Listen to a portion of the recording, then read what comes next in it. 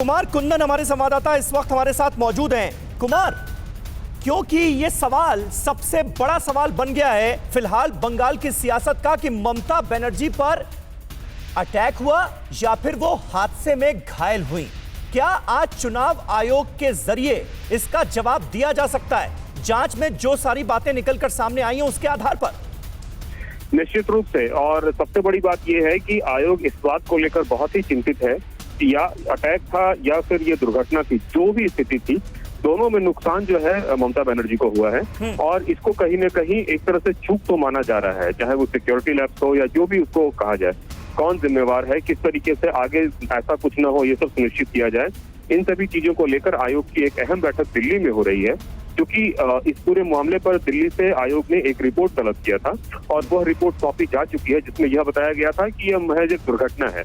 लेकिन अगर दुर्घटना भी है तो क्या इसको टाला जा सकता था, और अगर दुर्घटना भी है तो उसके लिए कौन जिम्मेवार है? तो कई सारे ऐसे पहलू हैं जिसको लेकर आयोग की एक अहम बैठक चल रही है और संभव है थोड़ी देर बाद जो है इस बैठक से एक निष्कर्ष निकले और फिर वो मीडिया के साथ शेयर किया जाए। ठीक है कुमार, बहुत बहुत शुक्रिया आपका। आप नजर बनाए रखिए, इलेक्शन कमीशन में भी खासी हलचल है और उम्मीद की जा सकती है कि आज चुनाव आयोग किसी निष्कर्ष पर पहुंचने के बाद ये बता सकता है कि आखिर ये घटना थी क्या, ये हमला था या ये हादसा था। अभिषेक उपाध्याय हमारे साथ जुड़ गए हैं। अभिषेक, ऐसे में सबको इंतजार खास तौर पर तृणमूल कांग्रेस के खेमे में इस बात का भी होगा कि ममता बनर्जी कब सामने आती हैं। अस्पताल से डिस्चार्ज होने के बाद व्हील चेयर पर पहला उनका रोड शो क्या आज तय है? देखिए, पहली बात समीर, एकदम एक बात को क्लैरिटी समझना चाहिए, इसमें अब कोई डाउट नहीं रह गया है कि ये अटैक था या ये एक्सीडेंट था। 3 रिपोर्ट इस बात को पुख्ता कर चुकी हैं। इलेक्शन कमीशन के स्पेशल ऑब्जर्वर अजय नायक और विवेक दुबे ने कल ही अपनी रिपोर्ट सौंप दी। उसमें क्लियर कहा है कि एक्सीडेंट था, अटैक का कोई साक्ष्य नहीं मिला है। इसके पहले चीफ सेक्रेटरी ने भी अपनी रिपोर्ट में कहा है कि अटैक का कोई साक्ष्य नहीं मिला है। उसके पहले पुलिस की रिपोर्ट में भी कहा गया है। तो ये तो क्लैरिटी, इसमें कहीं कोई डाउट नहीं है। अब बात इस पर आ रही है जो कुंदन ने कही, कुंदन ने बड़ी बात कही है कि ये इतने सारे सुरक्षा कर्मियों की मौजूदगी में लैप्स हुआ कैसे, किसने इंस्ट्रक्शन को दिया था कि आपको यहाँ रहना, यहाँ नहीं रहना है। इस बात पर वो चुनाव आयोग एक क्लैरिटी चाहता है, इसीलिए आज वो भी चीजें सामने आ जाएंगी।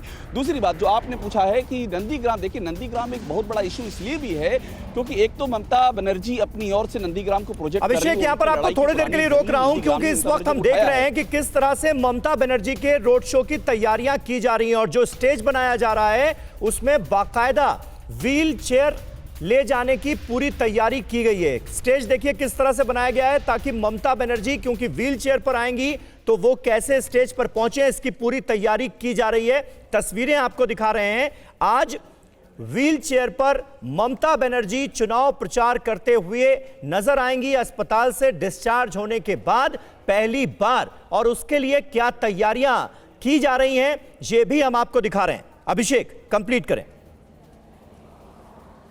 बिल्कुल, और देखिए नंदीग्राम एक बड़ा इशू इसलिए भी है समीर, मैं कह रहा था कि ममता बनर्जी इस मुद्दे को उठा रही, नंदीग्राम को उठा रही है। दूसरी ओर बीजेपी ने भी आज सवाल उठ खड़े किए। बीजेपी ने कहा है कि सत्यजीत बंदोपाध्याय, जिनको की चार्जशीट किया सीबीआई ने कि उन्होंने नंदीग्राम में गोली चलवाई, उनको ममता बनर्जी ने 2 साल का एक्सटेंशन दिया और उसके बाद उनको अभी हाल ही में टीएमसी में भी शामिल किया गया। तो जिन्होंने गोली चलवाई जिस अधिकारी ने, उसको ममता बनर्जी ने टीएमसी में शामिल क्यों किया है, ये सवाल बीजेपी उठा रही है। ममता बनर्जी नंदीग्राम से अपना जुड़ाव, नंदीग्राम के लिए जो लड़ाई लड़ी है उसको उठा रही हैं। तो आज के दिन नंदीग्राम फिर से फोकस में आ गया है। ममता बनर्जी के साथ जो दुर्घटना हुई है उस नाते नहीं, बल्कि जो जमीन की लड़ाई नंदीग्राम की थी, वो जमीन की लड़ाई आज फिर उभर के आई है और बीजेपी और टीएमसी दोनों ही उस मुद्दे पर एक दूसरे के आमने सामने हैं और एक दूसरे पर तथ्यों के साथ में हमलावर हैं।